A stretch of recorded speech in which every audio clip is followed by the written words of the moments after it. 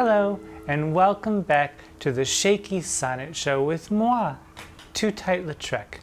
Here we are in the Sonnetarium at the bottom of the down staircase in the permanently sequestered remainders section of an unnamed local library, which may or may not have a lion couchant or two guarding the entrances.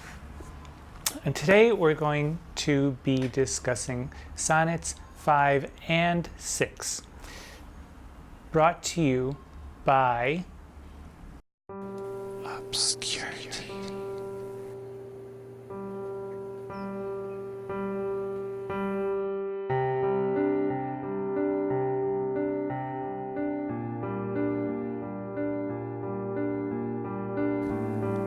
OBSCURITY.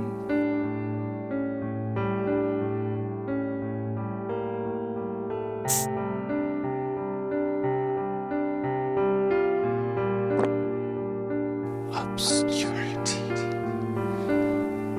Only you know who you are. Yes, that's right. Complete obscurity, where you'll end up too, if you don't procreate, or so says Shakespeare in Sonnets 5 and 6 again.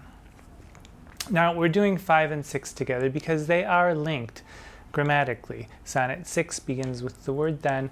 We'll take a closer look at that in a moment. But first, let's think about, before we dive into the actual text, the summary of it is, all things live and all things die in nature. You're a natural being. Flowers are natural beings. Flowers can be distilled into perfumes, and best to distill yourself in some way or make yourself more refined so that you can keep your beauty living in generations to come, as apparently a rose can do if it's distilled into a perfume, and you can spritz it on here and there wherever you go. That's the basic idea. It takes quite a bit of torture and puzzlement to get to that point, but there are some very lovely things in these poems. We'll go through them. I'll read, let's see, shall I read Sonnet 5 on its own and then Sonnet 6? Yes, let's do that. As if I've just thought of it. Sonnet 5. And ignore the rabble if you hear it outside the window. It's just the natives being restless in the Sonnetarium and the environs thereabouts. Sonnet 5. Those hours that with gentle work did frame the lovely gaze where every eye doth dwell, will play the tyrants to the very same, and that unfair which fairly doth excel. For never resting time leads summer on to hideous winter, and confounds him there, sap checked with frost, and lusty leaves quite gone, beauty o'ersnowed, and bareness everywhere. Then were not summer's distillation left a liquid prisoner pent in walls of glass, beauty's effect with beauty were bereft, nor it nor no remembrance what it was.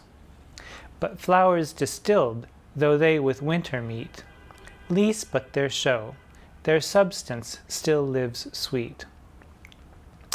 So let's go through it and just clear some things up. Those hours that with gentle work did frame the lovely gaze where every eye doth dwell.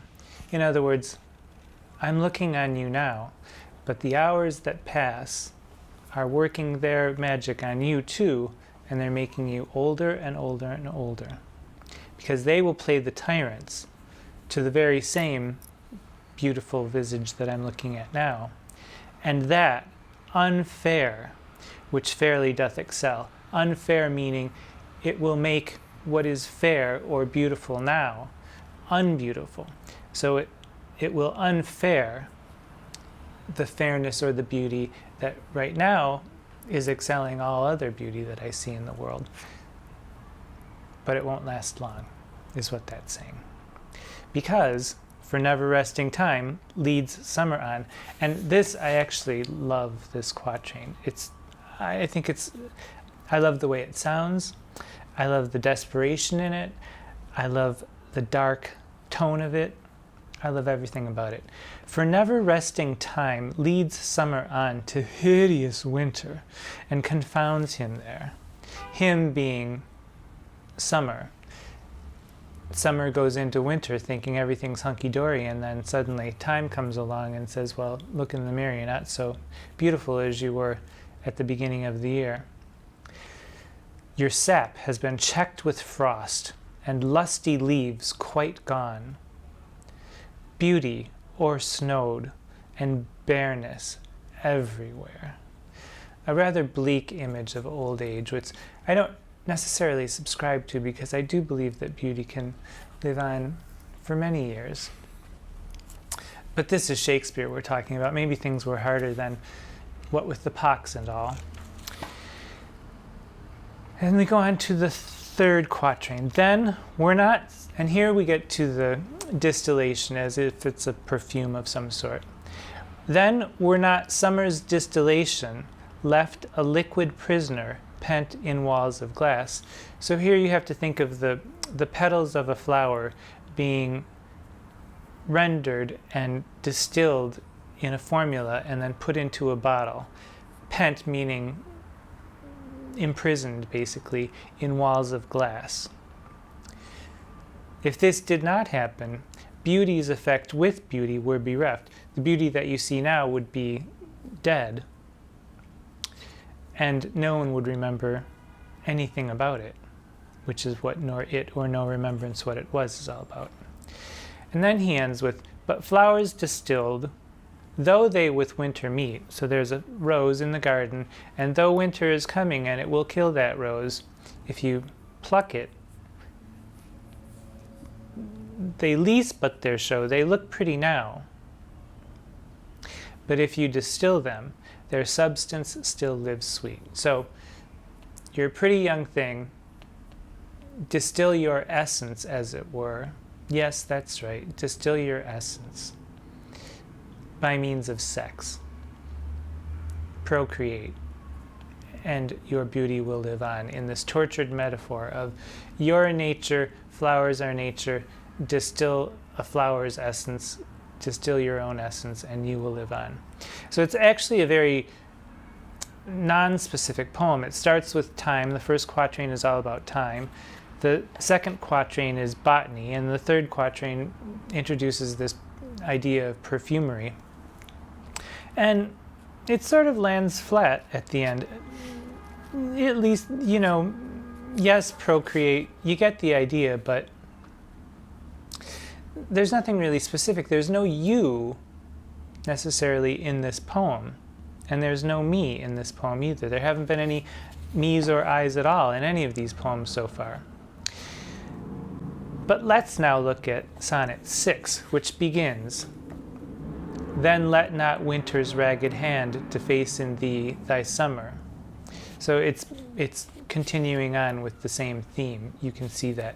So let's read the couplet from Sonnet 5 and go into Sonnet 6 and read it whole. The couplet from Sonnet 5 and then 6.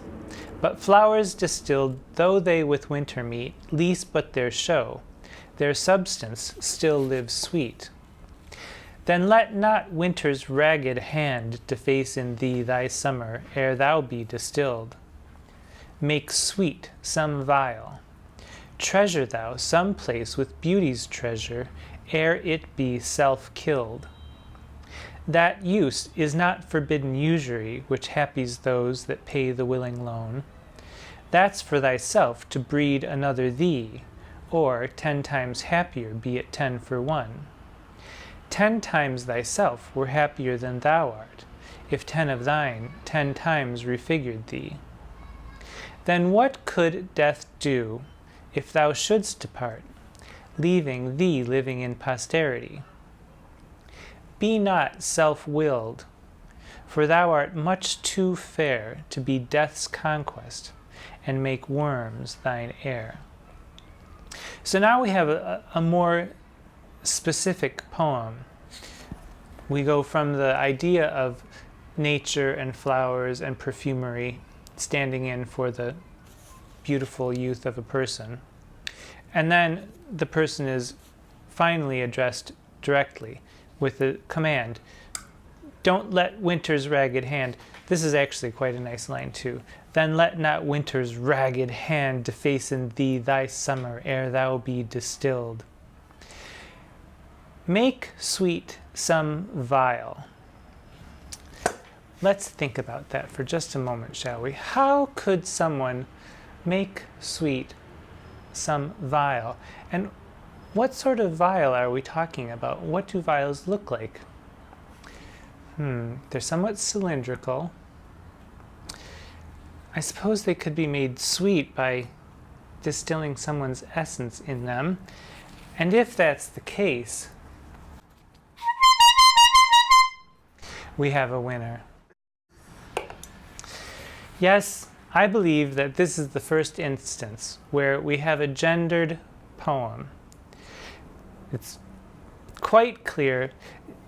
Yes, it's true. There are other kinds of vials in the world. There are other sorts of receptacles in both men and women, but a vial that's capable of accepting an essence of sorts and then creating a new essence from it is a peculiar kind of vial, which we call a womb. And that can only be essencified, if you will, by one type of instrument. So make sweet some vial. Treasure thou some place. Oh yeah, you can treasure that place. Treasure thou some place with beauty's treasure ere it be self-killed. And as we know before, self-killing is a particular kind of act that the other sonnets have mentioned.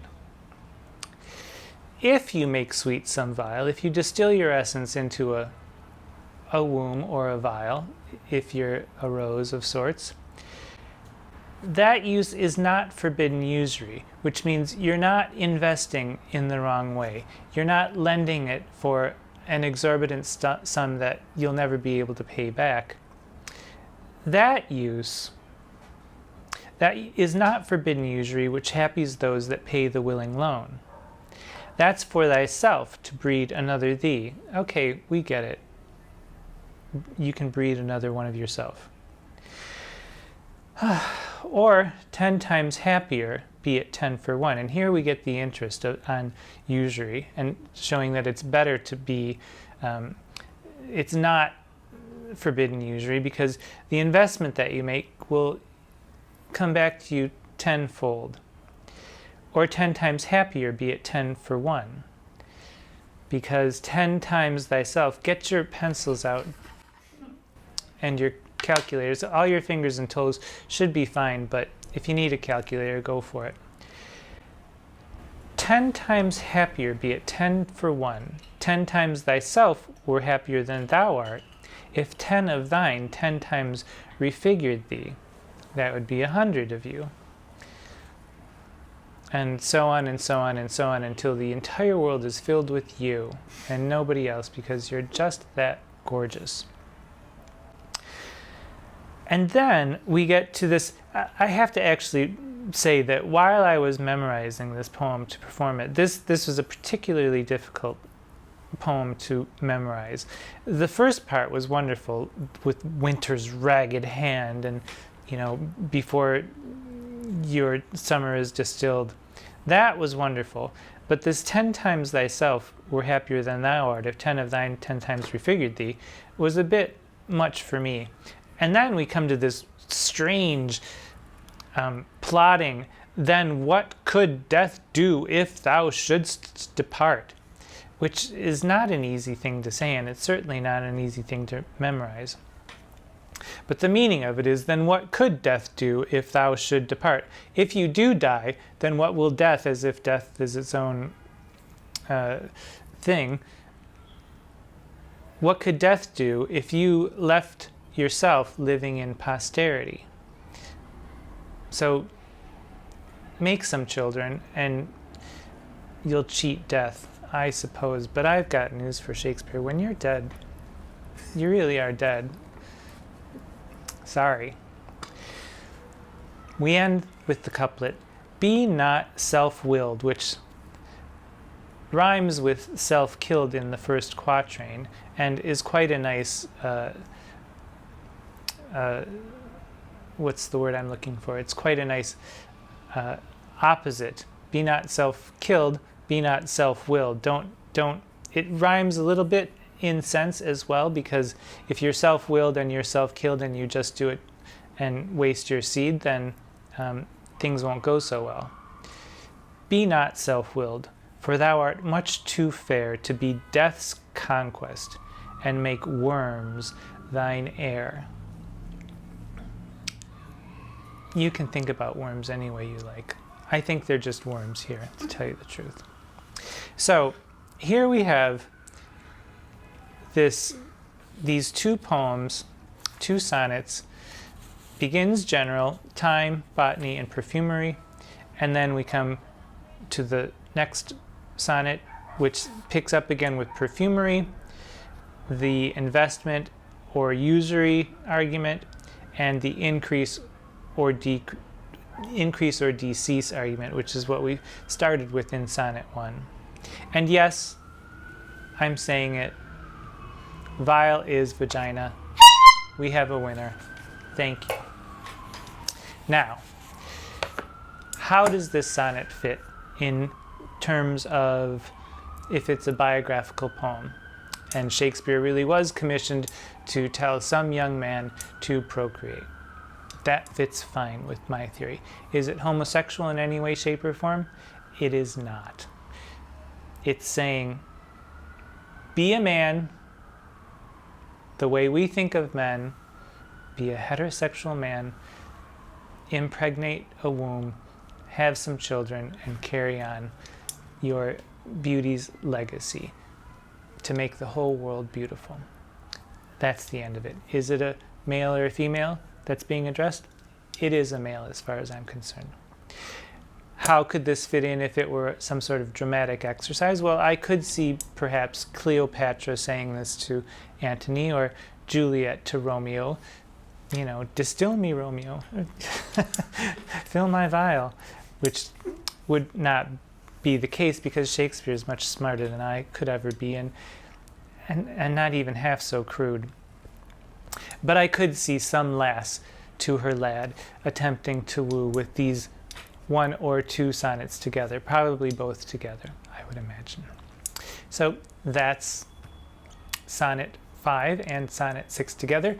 I'm going to release just Sonnet 5, my recitation of it after I've memorized it, this week, and then next week I'll release Sonnet 6 alone, in addition to a recitation of Sonnet 5 and Sonnet 6 together, as if it were one long 28-line poem. And you can judge for yourself whether they belong together or not. They do belong together. Don't judge for yourself. They belong together. Just take my word for it. Meanwhile, while you're out going about enjoying your day, I hope that you'll mention me to your friends and have them take a look-see, see what's going on with the sonnets. But I also hope that you'll pay attention to all the wonders in the world. And I also hope that you'll join me again in the Sonnetarium at the Shakey Sonnet Show with Tootight Lautrec. Mwah.